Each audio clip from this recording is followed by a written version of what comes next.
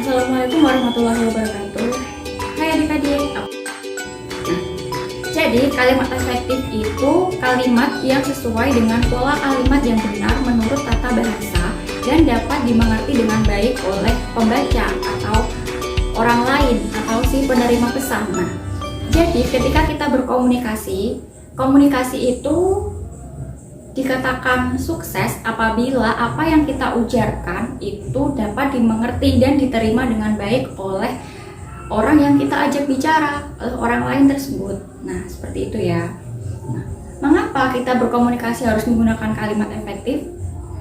Jadi kalimat efektif itu sarana supaya tidak terjadi multitafsir atau tidak ambigu. Nah, karena ketika kita berkomunikasi terjadi kesalahpahaman atau multitafsir itu nanti bisa menimbulkan konflik ya dari salah paham tersebut. Nah, makanya di sini penting sekali untuk kita belajar tentang kalimat efektif. Nah, lalu apa aja sih syaratnya supaya kalimat yang kita gunakan itu menjadi efektif? Nah, ada dua syarat di mana syarat ini nantinya yang akan menentukan kalimat kita ini efektif atau tidak ya. Langsung saja untuk syarat yang pertama yaitu tepat penalaran. Tepat penalaran di sini maksudnya kalimat kita itu dapat dinalar. Kalimatnya itu logis dan masuk akal gitu ya. Lalu yang kedua yaitu tepat kebahasaan. Tepat kebahasaan sendiri mencakup 3 hal. Yang pertama, tepat tata bahasa. Tepat tata bahasa itu cirinya ditandai dengan unsur-unsur kalimatnya itu penempatannya harus tepat, urut sesuai dengan subjek, predikat, objek, dan lain sebagainya. Nah, lalu yang selanjutnya yaitu tidak ada unsur yang kurang maupun unsur yang mubazir. Jadi, ketika kita menggunakan kalimat itu harus sesuai dengan kebutuhan, efektif ya. Efektif itu kan sesuai dengan kebutuhan, jadi tidak boleh kurang dan tidak boleh mubazir atau berlebihan. Nah, lalu yang kedua yaitu tepat kata. Tepat kata di sini ditandai dengan ketepatan konsepnya, nilai rasa dan juga konteksnya. Lalu yang ketiga yaitu tepat lafal atau ejaan. Jadi kita harus menggunakan ejaan yang tepat. Misalnya tanda titik, tanda koma, tanda tanya. Nah, itu supaya ketika kita melafalkannya itu tidak terjadi multitafsir atau ambigu ya. Bisa-bisa salah tafsir nanti menimbulkan konflik yang tidak diinginkan. Nah, itu sebabnya kita harus mulai sekarang menggunakan kalimat yang efektif ya. Berkomunikasi secara lisan pun juga seperti itu. Nah, tadi kan kita sudah tuh belajar mengenai kalimat efektif mulai dari pengertian, tujuan, ciri-ciri hingga syarat-syarat sebuah kalimat efektif. Nah, untuk lebih jelasnya kita akan mencoba untuk membedah sebuah kalimat di sini ya. Menurut kalian kalimat yang saya sajikan ini efektif atau enggak? Ini dia kalimatnya. Bisa dilihat ya. Ya. Kalimatnya bunyinya motor Pak Imam yang sudah tua itu harus segera diperbaiki. Ada yang rancu di sini. Yang diperbaiki itu motornya Pak Imam atau Pak Imam yang sudah tua itu? Bisa diterima?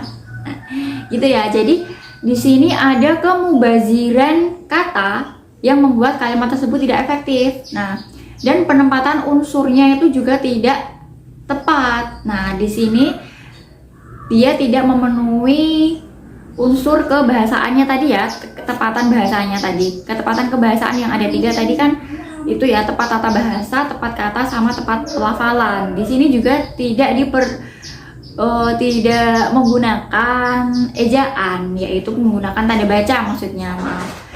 Tidak menggunakan tanda baca. Jadi ini kalimatnya salah ya, tidak efektif. Nah, mari kita betulkan. Nah, seperti ini yang betul. Motor tua Pak Imam itu harus segera diperbaiki. Nah, bandingkan kalimat pertama dengan kalimat kedua. Nah, kalimat pertama tadi kan tidak tepat ya, tidak menggunakan tanda baca, terus penempatan unsur-unsur katanya tidak tepat atau terbolak-balik, lalu terjadi kemubaziran kata. Nah, setelah kita perbaiki menjadi kalimat yang kedua, ini kan jelas kalau yang diperbaiki itu motornya Pak Imam yang sudah tua, bukan Pak Imam, seperti itu. Semoga bisa diterima ya. Kita akan bertemu lagi di sesi selanjutnya. Terima kasih sudah menyaksikan. Assalamualaikum warahmatullahi wabarakatuh. Hai adik-adik, ketemu lagi nih dengan aku Rona. Kalian bisa panggil aku seperti biasanya ya, Kak Rona atau Bu Rona. Hari ini kita akan belajar apa teman-teman? Nah, jadi hari ini kita akan belajar tentang cara untuk menentukan judul yang tepat. Nah, menarik kan topiknya? Langsung saja ya. Aku ada sebuah soal nih. Bisa kalian lihat nih. Ya, itu dia soalnya. Cara menentukan, kalian di situ disuruh untuk menentukan judul karangan yang tepat dalam sebuah teks. Nah, perlu kita ketahui sebelum kita mengerjakan itu, kita perlu tahu ya, ada dua jenis cara menentukan judul, yaitu penentuan judul secara umum dan penentuan judul pada sebuah karangan. Judul sebuah karangan dalam teks maksudnya, maaf. Nah, lalu akan saya kupas yang pertama, yaitu cara kaidah ya, bukan cara. Kaidah atau aturan menentukan judul secara umum, penulisan judul secara umum. Yang pertama itu judul tidak diakhiri dengan tanda titik ya. Jadi judul gak boleh diakhiri dengan tanda titik. Yang kedua, setiap kata ditulis dengan huruf kapital kecuali preposisi dan konjungsi. Tahu ya preposisi itu apa? Iya betul, jadi preposisi itu kata depan. Nah, setelah itu konjungsi juga tidak boleh ditulis menggunakan huruf kapital. Konjungsi tahu ya?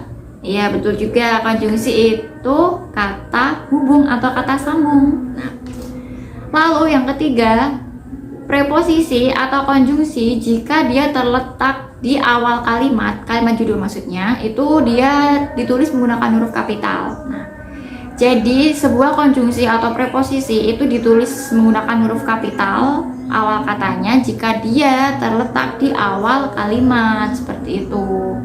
Berbeda dengan poin sebelumnya. Kalau poin sebelumnya itu dia nggak boleh ditulis dengan huruf kapital karena tidak terletak di awal kalimat, seperti itu ya. Lalu selanjutnya, jika ada kata ulang yang bunyinya sama, maka setiap katanya ditulis menggunakan huruf kapital. Misalnya ranting-ranting, nah itu boleh ditulis menggunakan huruf kapital masing-masing katanya. Jadi huruf R-nya itu nanti ditulis dengan kapital. Lalu yang terakhir nih, jika judulnya itu memuat kata ulang berimbuhan yang bunyinya tidak sama, jadi kebalikan dari poin sebelumnya. Kalau poin sebelumnya kan bunyinya sama, ranting-ranting itu, jadi setiap katanya ditulis menggunakan huruf kapital. Namun jika bunyinya tidak sama, jadi dia tidak boleh ditulis dengan huruf kapital, cukup awalnya saja. Misalnya warna-warni, itu cukup warnanya saja, W-nya yang W pada warna saja yang ditulis dengan kapital. Jadi warninya tidak usah menggunakan huruf kapital, seperti itu ya. Kalau bunyinya sama, setiap kata pakai kapital. Kalau bunyinya tidak sama, berarti cukup yang depan saja yang ditulis menggunakan huruf kapital. Nah, itu dia teman-teman atau adik-adik semuanya, kaidah penulisan judul secara umum. Selanjutnya yaitu kaidah penulisan judul karangan dalam sebuah teks. Ada dua syarat. Yang pertama yaitu judul buku dicetak miring. Lalu yang kedua, judul puisi dan artikel itu harus diapit menggunakan tanda titik. Nah, kita kembali lagi nih ke soal yang tadi ya, yang awal tadi. Nah, contoh penulisan kutipan judul artikel di bawah ini yang tepat adalah, ada 5 opsi di sini, A, B, C, D, dan E.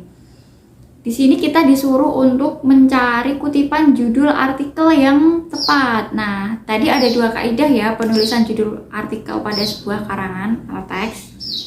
Ya, jadi penulisan kutipan judul artikel, kaidah yang pertama yaitu judulnya, kalau judul buku itu kan dicetak miring ya.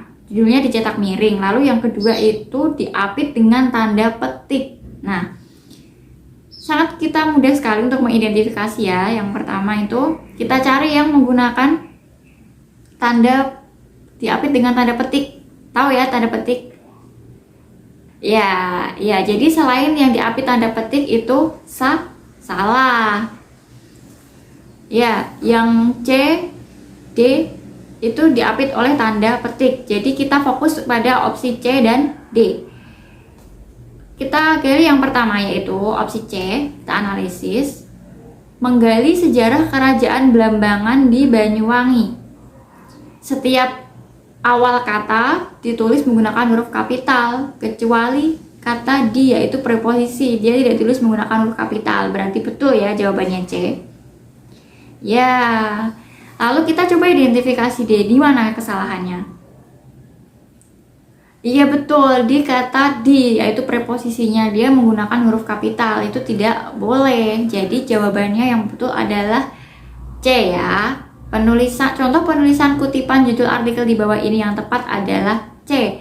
Menggali sejarah kerajaan Blambangan di Banyuwangi. Kalimat itu diapit menggunakan tanda petik dan kata preposisi ditulis tanpa kapital. Seperti itu. Nah, semoga bisa diterima ya. Sekian dulu pembelajaran hari ini. Saya mohon maaf apabila ada kekurangan dan kesalahan kata. Wabillahi taufiq wal hidayah. Wassalamualaikum warahmatullahi wabarakatuh. Sampai jumpa.